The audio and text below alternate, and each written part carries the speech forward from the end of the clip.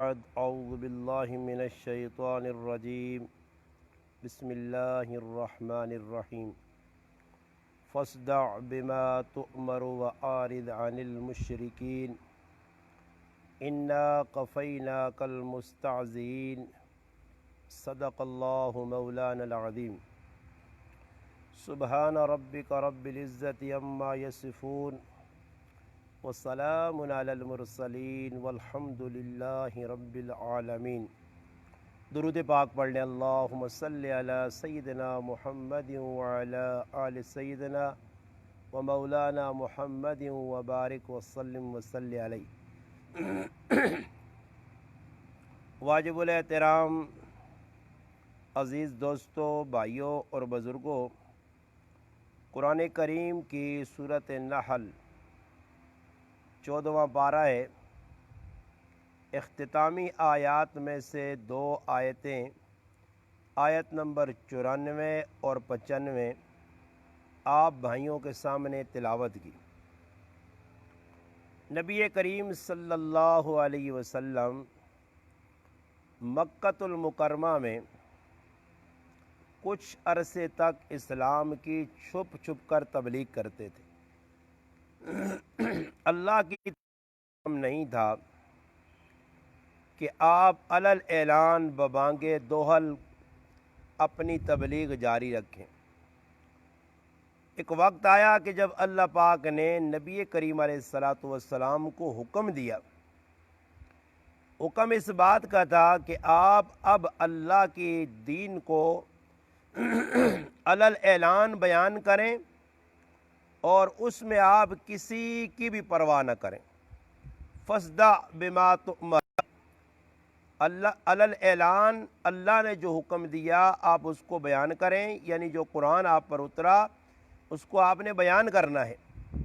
وَأَعْرِضْ عَنِ الْمُشْرِكِينَ، مشرکین کی پرواہ نہیں کرنی۔ مشرکین خفا ہوتے ہیں تو ہونے دیں، اگر ان کو تکلیف ہوتی ہے تو ہونے دیں، آپ اس چیز کی پرواہ نہ کریں۔ اگر آپ کو کوئی دشمن اسلام تکلیف دینا چاہتا ہے، اِنَّا كَفَيْنَاكَ الْمُسْتَهْزِئِينَ، میں رب آپ کو کافی ہو جاؤں گا ان استہزاء مذاق کرنے والوں کی طرف سے۔ اب میرے بھائی یہ بات سمجھنے کی ہے کہ قرآن کریم میں اللہ پاک نے 14ویں پارے کے پہلے صفحے پر قرآن کریم کی حفاظت کا وعدہ کیا۔ اِنَّا نَحْنُ نَزَّلْنَا الذِّكْرَ وَإِنَّا لَهُ لَحَافِظُونَ، فرمایا قرآن کریم کو ہم نے اتارا اور ہم ہی اس قرآن کریم کے محافظ ہیں۔ اب دیکھیے، حفاظت کا ذمہ تو اللہ نے خود اپنے ذمے لیا کہ میں حفاظت کروں گا، مگر حفاظت اللہ نے کروائی کس سے؟ اپنے بندوں سے۔ چھوٹے چھوٹے معصوم بچے 5 سال کے قرآن کریم کو یاد کرتے ہیں، 80 سال کا بوڑھا ہے وہ بھی اس کو یاد کر لیتا ہے۔ تو اللہ پاک نے حفاظت کا خود وعدہ کیا، مگر حفاظت بندوں سے کروائی۔ اسی طرح اللہ پاک نے اپنے نبی سے فرمایا اِنَّا كَفَيْنَاكَ، میں آپ کے لیے کافی ہو جاؤں گا۔ یہ جو آپ کا مذاق اڑا رہے ہیں، آپ کے ساتھ استہزاء کر رہے ہیں، آپ کا تمسخر اڑا رہے ہیں، آپ کو تنگ کر رہے ہیں، میں رب آپ کے لیے کافی ہوں۔ مگر اللہ پاک نے اپنے نبی کی ناموس کی حفاظت کے لیے اللہ نے بندوں کا انتخاب کیا۔ جس طرح قرآن کریم کی حفاظت کا اللہ نے وعدہ کیا، مگر حفاظت کس سے کروائی جی؟ بندوں سے۔ ایسے ہی اللہ پاک نے نبی کی حفاظت کا وعدہ کیا، مگر حفاظت بندوں سے کروائی۔ اور وہ بندے کون تھے؟ وہ بندے سب سے اولین جنہوں نے نبی کریم علیہ السلام کے ہاتھ پر کلمہ پڑھا، اللہ کے محبوب کی صحبت میں آئے، وہ صحابہ اکرام رضی اللہ تعالیٰ عنہم اجمعین تھے۔ اللہ نے سب سے پہلے اپنے محبوب کی، اللہ چاہتا تو بغیر صحابہ کے بھی اللہ حفاظت کرنے پر قادر تھا، اپنے نبی کی کرتا، مگر اللہ پاک نے استعمال صحابہ کو کیا، تاکہ رہتی دنیا تک اللہ جانتا تھا کہ بعد میں ایک دور آئے گا، اب تو چھوٹے بڑے گستاخ ہیں، پھر ایک اتنے بڑے بڑے گستاخ آئیں گے، ان گستاخوں سے نمٹنے کے لیے اللہ نے بندوں کا ہی انتخاب کرنا ہے، اور بندے ہی منتخب ہوں گے۔ نبی کریم علیہ الصلوۃ والسلام کے اپنے زمانہ نبوت میں، جب کہ نبی علیہ السلام حیات تھے، آپ دنیا میں موجود تھے، اس وقت کیا ہوا؟ امام ابو داؤد رحمۃ اللہ علیہ نے کتاب الحدود جلد نمبر 2 صفحہ نمبر 252 پر حضرت عبداللہ ابن عباس رضی اللہ تعالیٰ عنہ کی ایک روایت نقل کی۔ فرماتے ہیں کہ نبی کریم علیہ السلام کے ایک نابینا صحابی تھے، آنکھوں سے معذور تھے۔ انہوں نے ایک لونڈی سے شادی کی جو ان کی ام ولد تھی، شادی کی، اس کے بعد اللہ پاک نے اس لونڈی سے ان کو بچہ بھی دے دیا۔ تو جو لونڈی ہوتی تھی، باندھی ہوتی تھی، بچہ ہونے کے بعد وہ آزاد ہو جاتی تھی۔ خیر اس کی شادی ہو گئی، اللہ پاک نے اس باندھی سے اس صحابی کو چند بچے دیے۔ وہ خود صحابی فرماتے ہیں کہ وہ بچے اتنے خوبصورت تھے جس طرح موتی ہوتے ہیں، اور بچوں سے ویسے انسان کو پیار ہوتا ہے، اس لیے حدیث پاک میں آتا ہے بچے ہی، اولاد ہی انسان کو بزدل بنا دیتی ہے۔ قرآن کریم میں ہے، اللہ پاک فرماتے ہیں انما اموالکم و اولادکم فتنہ، یہ مال اور اولاد تمہارے لیے آزمائش ہے، اور بڑی بڑی ایسی ہیں جہاں اولاد انسان کے لیے بزدلی کا سبب بن جاتی ہے، آزمائش کا سبب بن جاتی ہے۔ تو اب وہ 2-3 بچے بھی تھے خوبصورت، اب چھوٹے بھی تھے، جو ان کی گھر والی تھی، ام ولد تھی، باندھی تھی، وہ نبی کریم علیہ السلام کی شان میں گستاخی کرتی تھی، زبان سے بے ادبی کے لفظ استعمال کرتی تھی۔ اس صحابی نے ایک دن سمجھایا کہ آپ جو کرتی ہو یہ اچھا نہیں۔ جب اس کی سمجھ میں نہیں آیا، آج تو اللہ معاف کرے اس مملکت پاکستان میں جو اسلام کے نام پر بنی، علل اعلان اللہ کے رسول پر اور آپ کے صحابہ پر تبرہ بازی ہو رہی ہے، اور مسلمان بیٹھ کے تدبیریں بنا رہے ہیں کیا کرنا چاہیے۔ بابا ایمان کا سودا ہے، اگر اللہ کے رسول کا صحابہ کا سامنا کرنا ہے تو پھر سوچنے کی ضرورت نہیں ہے، جو سوچتا رہ گیا وہ پیچھے چلا جائے گا۔ غازی علم الدین شہید رحمت اللہ علیہ، غازی عامر چیمہ شہید رحمت اللہ علیہ، غازی ممتاز حسین قادری شہید رحمت اللہ علیہ، غازی عبدالقیوم شہید رحمت اللہ علیہ، غازی عبدالرشید چکوال والے شہید رحمت اللہ علیہ، ایسے کئی تاریخ میں لوگ وہ سوچتے نہیں تھے، اگر وہ سوچتے تو پھر گستاخوں کا قلع قمع کبھی نہ ہوتا، بلکہ وہ میدان میں نکلے، میدان میں نکل کر انہوں نے قربانی دی۔ اگر صحابہ کی عظمت کو بیان کرنے کے لیے، صحابہ اکرام کے نام پہ قربان ہونے کے لیے اگر حق نواز جنگوی شہید رحمۃ اللہ علیہ بیٹھ کے سوچتا، ضیاء الرحمن فاروقی شہید رحمہ اللہ سوچتا، مولانا اعظم طارق شہید رحمۃ اللہ علیہ سوچتے، علامہ علی شیر حیدری شہید رحمۃ اللہ علیہ سوچتے، اور کئی قائدین دیے سوچتے، تو سوچنے سے مسئلہ حل نہیں ہوتا۔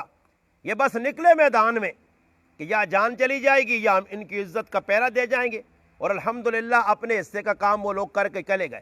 اب ہم جس دور میں ہمارے حصے کا کام باقی ہے، اب ہم نے دیکھنا ہے کہ ہم نے صحابہ کرام کی عظمت کے لیے، ان کی عزت کے لیے، ناموس کے لیے ہم نے کتنا اپنے آپ کو کھپایا ہے۔ تو اب ہوا کیا کہ وہ عورت جب گستاخی کرتی، وہ صحابی رسول سمجھاتے، یہ سیاہ ستہ کی کتاب ہے ابو داؤد شریف، اس میں واقعہ لکھا ہے کتاب الحدود میں، اس صحابی نے 2-3 دفعہ سمجھایا، نہیں سمجھ آئی۔ اب ایک دن آیا صحابی، نابینا تھا، نابینا، ہم تو آنکھوں والے ہو کر بھی ہماری آنکھوں پہ پٹی بندھی ہوئی ہے، چربی آ چکی ہے، آنکھوں میں مرچیں پڑی ہیں، کہتے ہیں چھوڑو جی ان لوگوں کے پیچھے لگے، وہ اپنا منہ گندا کرتے ہیں، ہم کیوں گندا کریں؟ بھائی اگر ایسے ہی تاریخ میں ہوتا تو پھر تو ابھی تک پتہ نہیں کیا سے کیا ہو جاتا۔ ایسے نہیں ہونا ہے، بلکہ چنا ہے اور بندے کام کریں گے۔ تو اس صحابی نے گھر جا کر اس عورت کو سمجھایا، نہیں سمجھی تو اس نے تلوار لی، نابینا تھا، قریب آیا، بیوی کو نیچے دھکا دے کے لٹایا اور اوپر سے تلوار رکھ کر اتنا زور دیا کہ تلوار آر پار کر دی، بیوی کا قتل کر دیا۔ صبح ہوئی اور یہ بات نبی کریم علیہ السلام تک پہنچی۔ اللہ کے محبوب کھڑے ہوئے بڑے مجمع میں، آپ نے اعلان فرمایا، آپ نے فرمایا اس طرح کا رات کو معاملہ پیش ہوا ہے، میں اس آدمی کو قسم دیتا ہوں جو مجھ سے محبت کرتا ہے، وہ سامنے ہو، یہ کام کس نے کیا ہے؟ ایک عورت کا قتل ہوا۔ وہ صحابی اٹھے، اس نے کہا اللہ کے رسول میں نے قتل کیا ہے، وہ میری بیوی تھی۔ بیوی کا کیوں قتل کیا؟ قصور کیا تھا؟ فرمایا اللہ کے محبوب اس کے چھوٹے چھوٹے بچے تھے، بڑا بچوں سے مجھے بھی پیار تھا، اس کو بھی تھا، مگر وہ آپ پہ سب و شتم کرتی تھی، نازیبا الفاظ آپ کے بارے میں بے ادبی کے نکالتی تھی، اور مجھ سے یہ برداشت نہ ہوا، میں نے سمجھایا، نہیں سمجھی تو میں نے اس کو قتل کر دیا۔ اب نبی کریم علیہ السلام نے سنا، سننے کے بعد اللہ کے محبوب نے فرمایا اس عورت کا لہو خون رائے گاں چلا گیا، ضائع چلا گیا، اس صحابی سے کوئی پوچھ گچھ نہیں ہوگی، اس سے کوئی پکڑ دکڑ نہیں ہوگی، اس کا کوئی مواخذہ نہیں ہوگا۔ کیوں کہ نبی کی ناموس کی حفاظت کے لیے اس نے گھر والی کو قتل کیا ہے۔ میرے بھائی، جب صحابی اپنی بیوی کو معاف نہیں کرتے کہ اللہ کے رسول کے بارے میں ایسے الفاظ کہے، تو ہم دیکھیں یہ نتھو خیرے اٹھ کے، چوڑے چمار، یہ ٹٹو اٹھ کے، جن کا کوئی نہ باپ کا پتہ نہ ماں کا پتہ، کوئی پتہ ہی نہیں ہے۔ حلالی آدمی تو نبی کی ناموس پہ بھائی حملہ نہیں کرے گا۔ حلالی آدمی تو صحابہ کے بارے میں، جس کے خون میں حلال ہے، اور جو ہو گئی ایسا جس کا نسب ہی گندہ، جس کے جو ہے نا کریکٹر کردار ہی گندہ ہوگا، تو پھر وہ میرے بھائی کچھ نہ کچھ زبان سے، اور علماء نے لکھی ہے کہ ٹینکی میں گند ہوگا تو ٹوٹی سے بھی گند نکلے گا۔ جب دماغ گندہ ہوگا، سینہ گندہ ہوگا، اندر بغض ہوگا، تو پھر صحابہ کے بارے میں ایسے الفاظ نکلیں گے۔ اس وقت پورا پاکستان سراپا احتجاج کیوں بنا ہوا ہے؟ بقول فاروقی صاحب کے کہ ایسے کیوں ہوا؟ کیا ضرورت پیش آئی کہ چھوٹے بڑے سارے میدان میں نکل آئے؟ اس سے پہلے نہیں نکلتے تھے۔ اس سے پہلے کفر تھا مگر چھپا ہوا تھا، اب کفر ننگا ناچ ناچنے لگا، تو پھر ہر کفر کو سبق سکھانے کے لیے اللہ نے پیدا کر دیے ایسے لوگ۔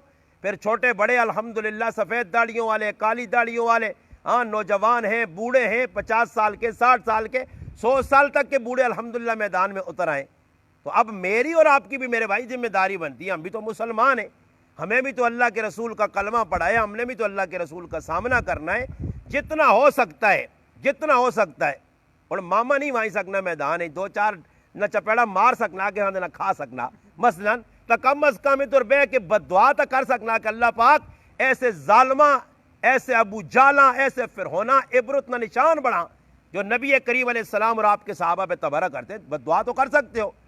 ورنہ دیکھیے اس کا ثبوت بھی ملتا ہے حدیث پاک میں، مشکات میں 3 حدیثیں اوپر نیچے، کہ نبی کریم علیہ السلام نے حضرت صائبہ رضی اللہ تعالیٰ عنہ فرماتی ہیں، میں حضرت عائشہ رضی اللہ تعالیٰ کے گھر میں آئی مدینہ میں، تو میں نے دیکھا حضرت عائشہ کے گھر میں ایک ڈنڈا پڑا ہوا تھا۔